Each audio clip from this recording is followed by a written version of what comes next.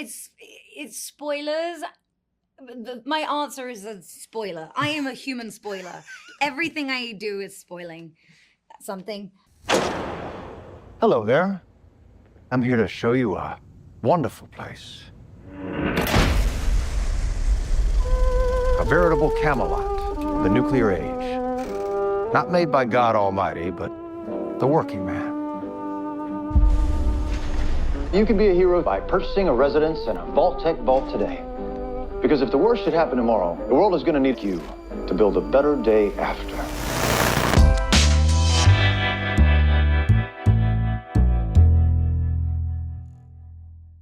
Alex, well. so good. How are you? I'm awesome, especially after watching these episodes. I've been a huge Fallout fan, and you two knock it out of the park. This is an amazing show. Absolutely loved it. And Ella, I want to start with you. You've had some pretty badass roles recently in various series and films, but this character, I was worried from the trailer that she was going to be naive and kind of just a silly character, but she is, from that first episode, she holds her own. What was it like playing Lucy? Yeah, well, thank you for saying all of those nice things, and it's so nice to hear that a fan of the game is enjoying the show. Yeah. What was that?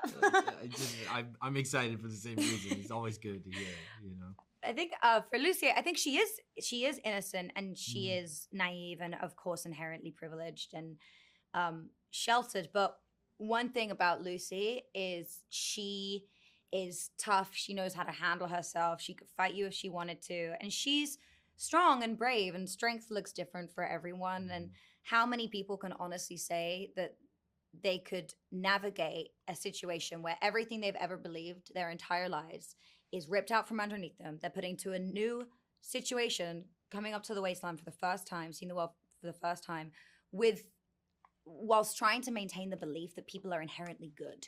Trying to maintain that core value in the wasteland is an act of bravery in itself. And I think she has to make choices, and I'm really excited for everyone to see who she becomes, the person that she evolves into. And Aaron, you kind of have the opposite here, because in the very first episode, you've got a Full Metal Jacket thing going on where you're just being tormented and you're not sure about your path, but then the evolution over these episodes and seeing, the development of this character is so cool to see. What was it like for you playing this character? Well, certainly exciting, I think, to have such a multi-dimensional character to get to portray. To me, I think the biggest challenge, just like if I rewind my brain back to the start of it, it was how do I change my thinking patterns to match one of what I would believe a person who was born and raised in the wasteland would fit to. And of course, it's a harsh reality just given the circumstances of the end of the world and where we find ourselves, or at least the start of his story. So no, it was all about finding the different moments so that we can all see the struggle that's happening, inside of him, beyond the struggles of the circumstances, and it's such a fun thing, especially with the elements of, this game of Fallout that was giving players the ability to choose and make choices, as they navigate, the wasteland, and really wanting to bring that for the characters as well. And it's almost like, and sometimes I think it's almost like having 3 different playthroughs, present at the same time through these characters, every day is just wild on this thing, though. It's so fun to get to really play on these amazingly detailed playgrounds that they've created. And gosh, what a joy! Yeah. And I think what really is amazing about this is that it's not bleak, it's fun. There's a lot of moments in this that are serious and action-packed, but there's also a good amount of fun. For either of you, I guess, Ella, we'll start with you. Do you have a favorite weapon that Lucy wields in this series? Because there's some fun ones in the early going. There is, but it's spoilers. My answer is a spoiler. I am a human spoiler. Everything I do is spoiling something. But I will say, Obviously it's a huge part of the game, right? You know, the leveling up the weapons and making choices and all of that stuff. And it's one of the things that I found while playing the games, you know, or at least watching other people play the games who are much better at it than I. It allowed me to realize the importance of that moment when she does choose to level up the weapon. That became a bigger deal, I think, because I had the context of the games to refer to. Holy shit. You're an actual vault dweller. I am. I thought all you dipshits were dead. Been a fan of this series since the first game came out. I remember playing it and been waiting for almost 3 decades for this to become a film or a series. Wow. And I'm just so happy that it goes beyond my expectations with how fantastic it is. Oh, thank you. And Michael, I want to start with you. Been a big fan of yours for years. On a scale of all of the different characters from Finch to Ben Linus, you've played these characters where there's so many memorable lines of dialogue that you've delivered. But in your first scene in this series is got to be one of the most perfect sequences, and you barely utter any words. What was it like filming that sequence and just kind of embodying this character? You mean in the laboratory with the little dogs? Yes. Yeah. Yes. It was surprisingly moving to, you know, the props are so realistic and the stakes seem so strong to me. I'm a sucker for dogs anyway. But yeah, I thought it told a story about espionage and resolve, and this man is up to something. He has a long game in mind, and it's going to cost him everything. So there you have a framework of stakes that are kind of titanic. So then you're off to the races, and it is nice occasionally. People say, "What kind of scenes would you like to do?" And I sometimes say, "I'd like to play a character that doesn't speak," because I'm often given, you know, a lot of talking to do.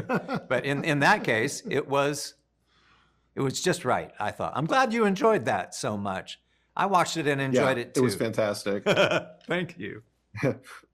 And Jonah, I would say that in all of the projects that you've done, in this one with Westworld, there were a lot of stories that were going on, but they were all connected, and it was a uniform kind of story. This feels I don't know how you did it, but you took 5 different series and connected them into a cohesive world. And, you know, there's the phenomenal very first scene of the first episode is just brilliant. You've got the Vault side, you've got the Brotherhood side, you've got all of these stories. Did you have to take different approaches to how you wanted to film each of these, or was it really just kind of consistent for you? There was a conversation with our extraordinary writers and showrunners, Geneva and Graham, about how we wanted to approach these things. From the beginning, we talked about what it would look like given the visual splendor of the games and the open world feeling of those games.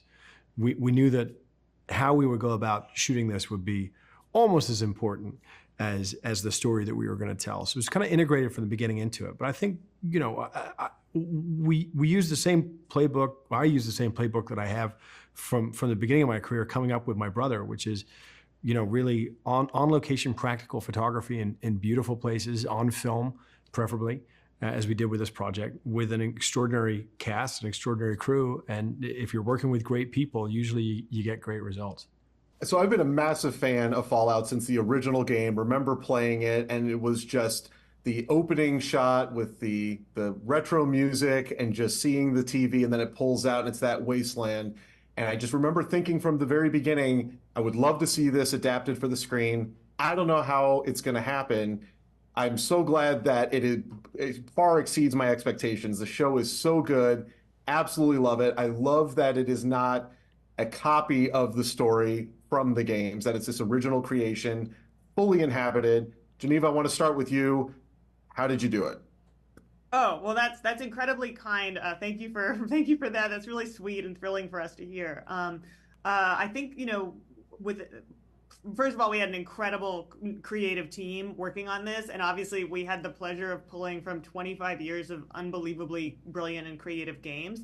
But I think, you know, what was really important to Graham and I was honing in on what is, sacred about the games to me, and like what makes them so special and unique within sort of all the, the universe of great games that are out there, is its tone. So that mix of weird comedy and drama and action and moral dilemmas, I think we had to get that right. And at the same time, of course, we wanted to be true to the mythology. Our game takes place in the world of the games, but it just takes place after. Sorry, did I say our game? Our show. Our show. But anyway, Graham, what about you?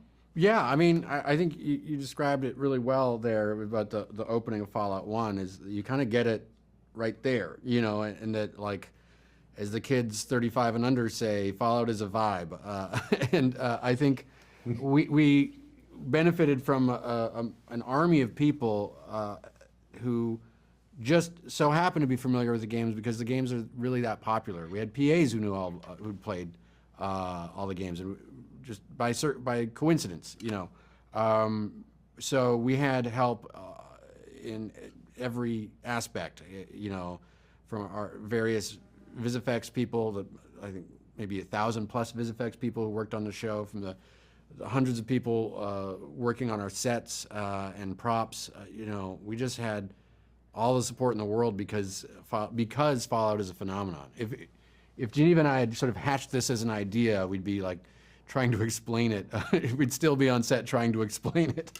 But so much of the work had been done ahead of us, and so we just got to participate in fulfilling it, and it was just a dream come true for us.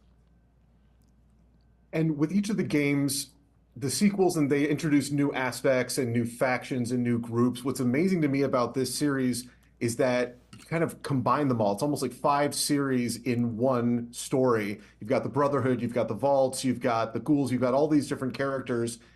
Graham, was that overwhelming to try and figure out, how do we connect this? Was there ever a thought we're just going to stick with one aspect and deal with the rest if there's a season 2? How did you kind of figure that out? Yeah, I mean, it was definitely overwhelming at times, but I think the challenge always was, how do we, choose what gets in 8 episodes? Because if you're a completionist, you can spend 1,000 hours on Fallout 4 alone. We have 8 hours, and yeah, there's story in every filing cabinet. There's story in every computer panel you encounter. So yeah, it was more, the 3 character model was sort of, we conceived of as a way to cover more ground, to be honest, and in our first season, and be able to just get right in it with the Brotherhood of Steel, get right in it with the Vault, and also have the Ghoul there, who not only has been wandering the wasteland for 200 years, but he was there before the bombs even fell, which is also another part of the show we really wanted to get into, because, the games have flicked at it over the years, but for good reason. There's not a lot of gameplay before the war, because end of the day, it's a shooter game. Not a lot of shooting to be done before the bombs fell. So, but there is intrigue, there is character stuff and world building, so we're really stoked to be able to go there as well. Yeah, I wanted to do more episodes personally, but at the same time, I don't think we physically could have done it. It was an overwhelming task just to get these 8 done. Yeah, and in terms of like picking and choosing and dealing with all the factions, like even more than overwhelming, I would say it was painful to pick and choose. Like, there's so many things that we love from the games that we talked about wanting to put in that just did not, as Graham said, fit in 8 episodes in 8 hours. So we're praying we get a season 2, since there's so much more that we hope to do. There you are, you little killer.